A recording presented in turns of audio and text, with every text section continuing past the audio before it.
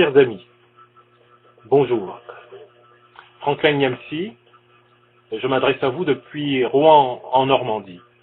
Je voudrais, dans la présente vidéo, réagir à propos d'un film que je viens de découvrir sur le net, un film enregistré par une initiative associative sous le titre Le Tribunal citoyen de la France-Afrique.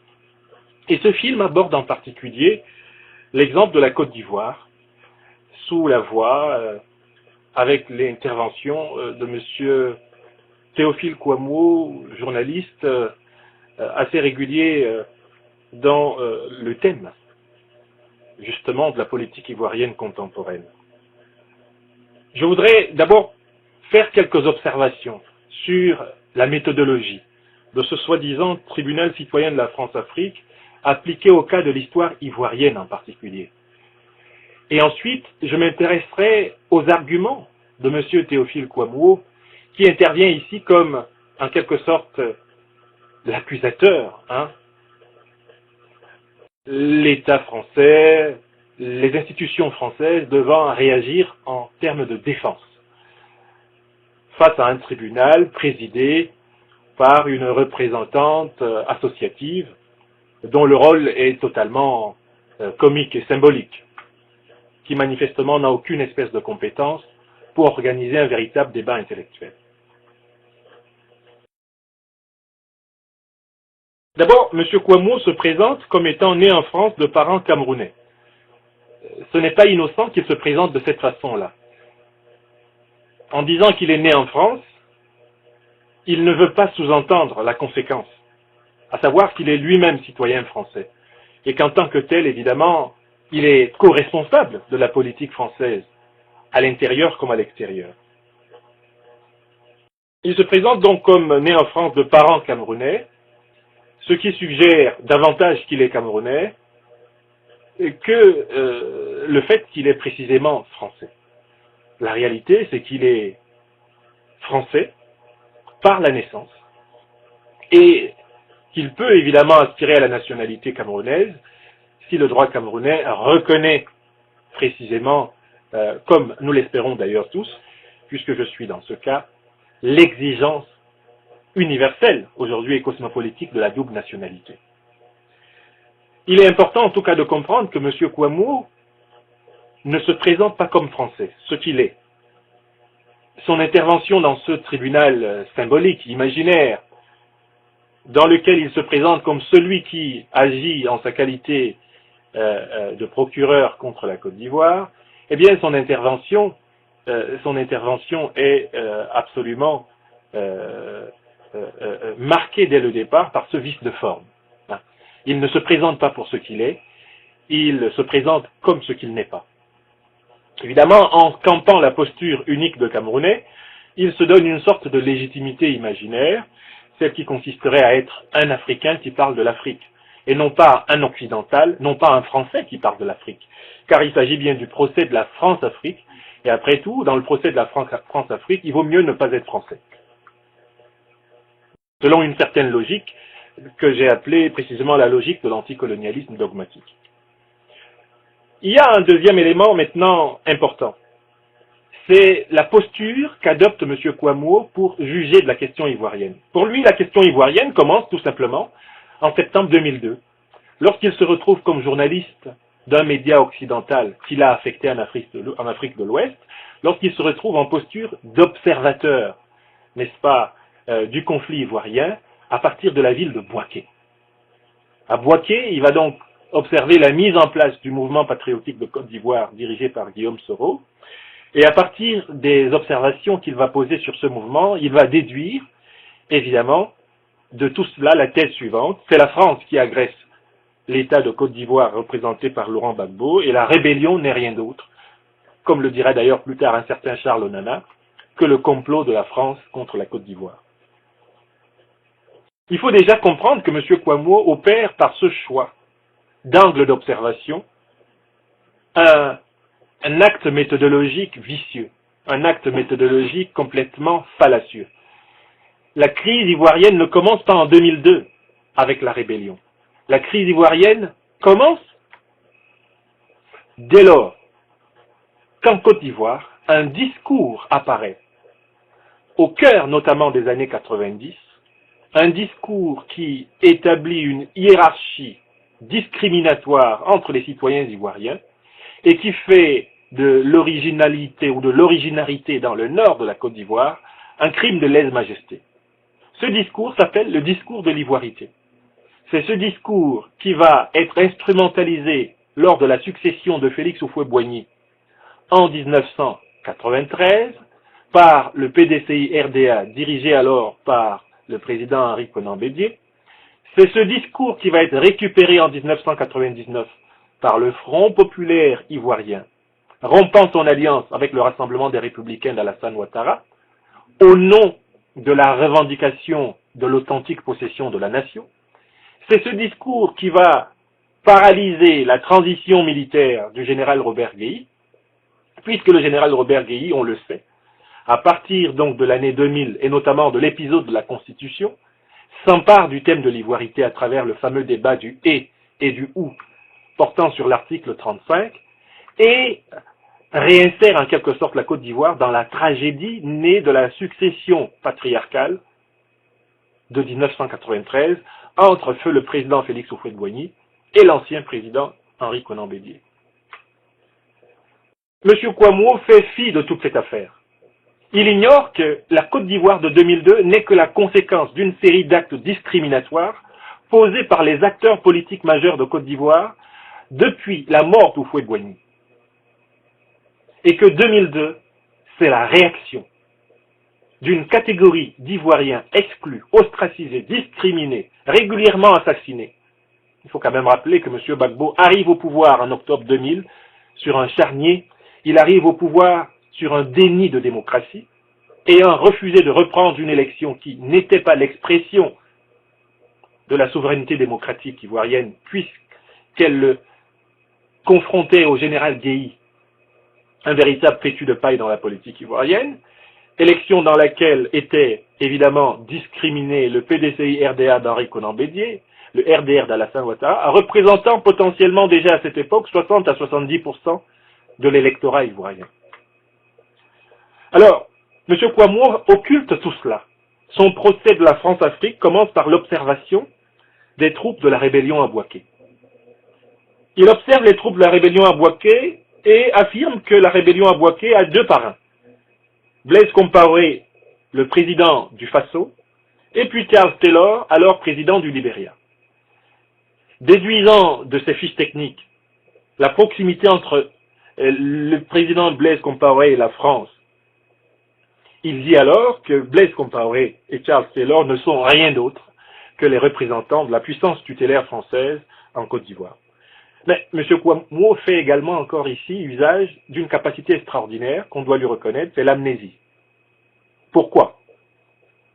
D'abord, premièrement, dans l'histoire militaire, on ne connaît pas de rébellion armée, on ne connaît pas de révolte, d'insurrection armée, légitime ou illégitime, qui ne se soit pas appuyée ou qui n'ait pas tenté de s'appuyer sur des bases arrières. Personne n'est dupe de la morale. De toutes les façons, il aurait fallu pour affronter le régime Gbagbo, militairement, que ceux qui s'engageaient à risquer leur vie contre lui s'adossent sur quelques frontières. Comme on voit aujourd'hui, un certain nombre de groupes extrémistes du Front populaire ivoirien, embusqués au Ghana et au Libéria, qui pendant les 2 premières années du régime Ouattara, évidemment, ont tenté de l'attaquer à partir de ses bases arrières. Bases arrières plus ou moins assumées par les États hébergeant effectivement les assaillants. C'est un principe militaire que M. Kouamouo ne prend pas en compte. Mais allons plus loin. Le Burkina Faso a des représentants par millions en Côte d'Ivoire. Et le Burkina Faso, justement, est ce pays contre lequel, en partie, la doctrine de l'ivoirité a été élaborée en Côte d'Ivoire, dont les citoyens, depuis plusieurs décennies, ont été trucidés dans ce pays.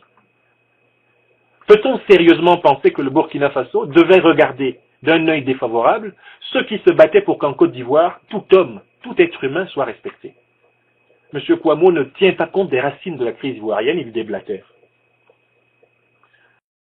Laurent Gbagbo, dans une vidéo que vous pouvez retrouver dans le documentaire récent du journaliste Saïd Penda, intitulé Laurent Gbagbo, despote ou anti-néocolonialiste, Laurent Gbagbo affirme très clairement dans cette vidéo qu'en 2002, la France a aidé son régime sur les plans économiques, financiers, diplomatiques et militaires. Autrement dit, Laurent Gbagbo, le chef suprême des forces de défense et de sécurité de Côte d'Ivoire à cette époque, en tout cas qui s'appelait les FANSI, les Forces armées nationales de Côte d'Ivoire, Laurent Gbagbo reconnaît très clairement qu'il ne doit son maintien au pouvoir en 2002, après l'attaque du mouvement patriotique de Côte d'Ivoire de Guillaume Soro, qu'au soutien décisif de la France. Ce sont bien des armes françaises, et c'est bien l'armée française qui, en s'interposant entre les rebelles du Nord et le pouvoir de Laurent Gbagbo au Sud, c'est bien l'armée française qui a sauvé le pouvoir, le régime du FPI. Voilà une vérité que ce soi-disant avocat défenseur contre l'État et le gouvernement actuel de Côte d'Ivoire ne semble pas prendre en compte. Alors, maintenant, venons-en à ce qu'il appelle donc la série d'arguments qu'il déploie pour établir que, eh bien, écoutez, la crise ivoirienne, depuis 2 à 3 décennies, n'est rien d'autre que l'œuvre de la France. Affirmer que la force Licorne avait pour but d'écraser l'éléphant militaire ivoirien, c'est quand même aller vite en besogne, puisqu'il est plutôt établi que c'est grâce à la force Licorne que le régime Gbagbo a été protégé, sanctuarisé, et que la force Licorne a dû combattre des troupes de la rébellion militaire de Guillaume Soro pour stopper leur progression assurée vers le sud. La ligne de démarcation tracée par la force Licorne avait pour but de stabiliser le conflit ivoirien pour obliger les Ivoiriens à négocier, à discuter. Car l'intérêt de la France était dans une sous-région ivoirienne, une sous-région ouest-africaine intégrée, pacifiée, et non pas dans une sous-région ouest-africaine davantage balkanisée. Licorne n'a jamais désarmé la rébellion. Pourquoi? Parce que les accords de défense lient et liaient encore la France et la Côte d'Ivoire, et ces accords précisaient qu'une telle intervention n'était légitime, une intervention militaire de la France pour protéger l'État de Côte d'Ivoire n'était légitime que si la Côte d'Ivoire était attaquée par des étrangers. Or, le mouvement patriotique de Côte d'Ivoire était constitué très clairement de soldats ivoiriens, de civils et de politiques ivoiriens qui ont décidé de porter les stockades contre la discrimination ivoiritaire. Lorsque M. Kouamouo affirme dans son soi-disant plaidoyer que l'objectif des élections n'était pas la démocratie mais le renversement de Laurent Gbagbo, il semble oublier que si la question ne se posait qu'en termes militaires, la France aurait pu balayer Laurent Gbagbo en moins d'une demi-journée de combat.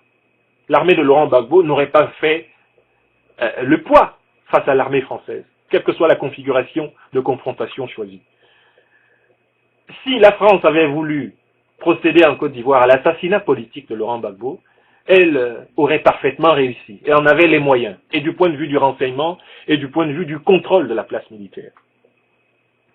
M. Kouamouo fait semblant d'oublier que la France socialiste a apporté à M. Gbagbo soutien et caution, non seulement dès 2000 à sa prise de pouvoir, mais par une amitié et un suivi relationnel qui n'ont pas été démentis, y compris au cœur des élections de 2010.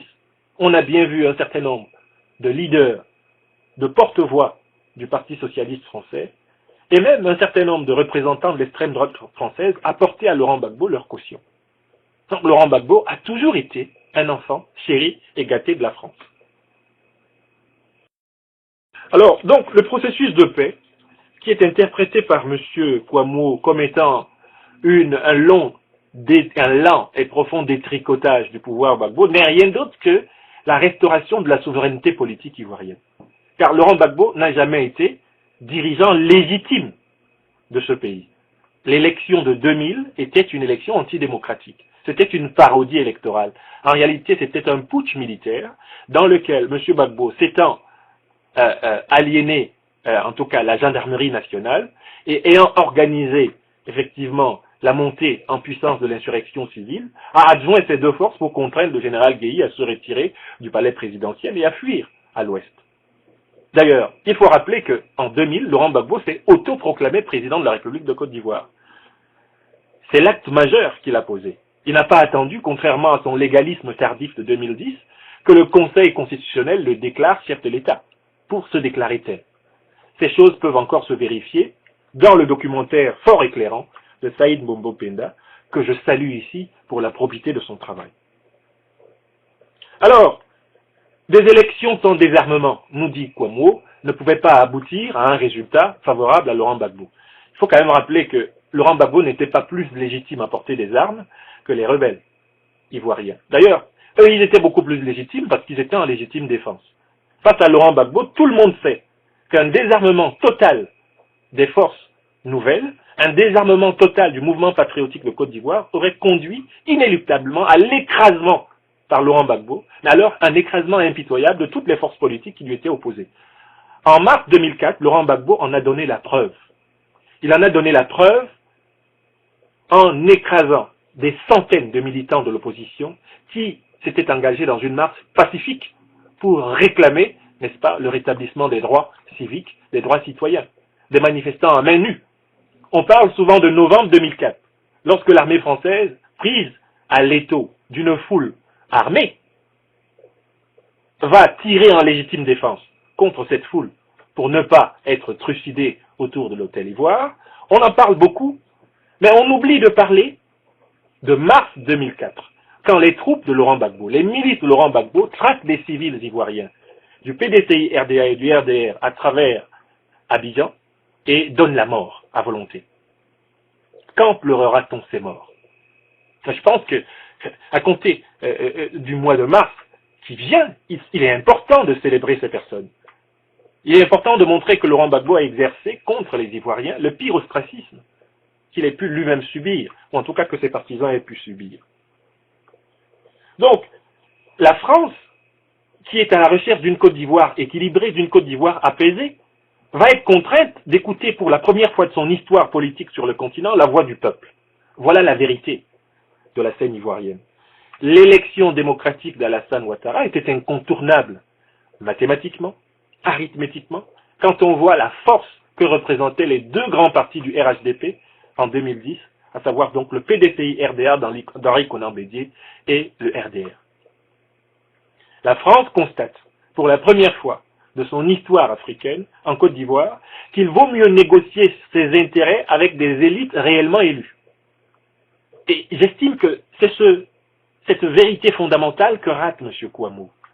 Il ne comprend pas que la Côte d'Ivoire va transformer la doctrine africaine de la France.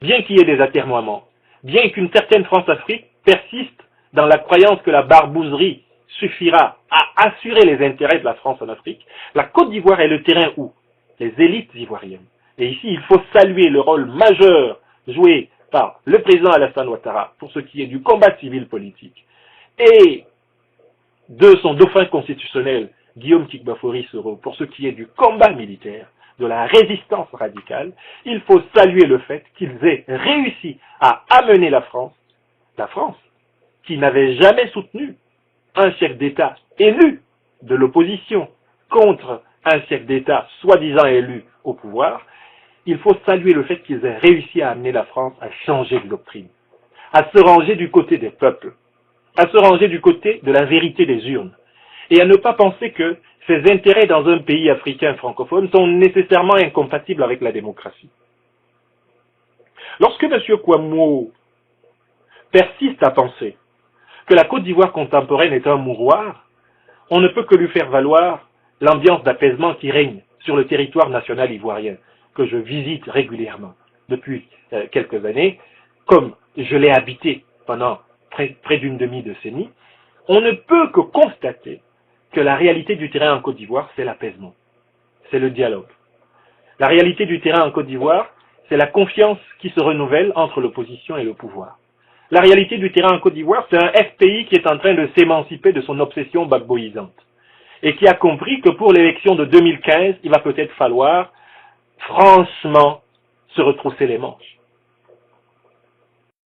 Lorsqu'on fait apparaître dans cette parodie de tribunal un soi-disant avocat de l'État français qui fait valoir que on devrait remercier la France parce qu'une élection démocratique a enfin eu lieu, on devrait remercier la France parce qu'un génocide a été évité, moi j'ai envie de dire, cet avocat est aussi nullissime dans la parodie de procès organisée par M. Kouamouo et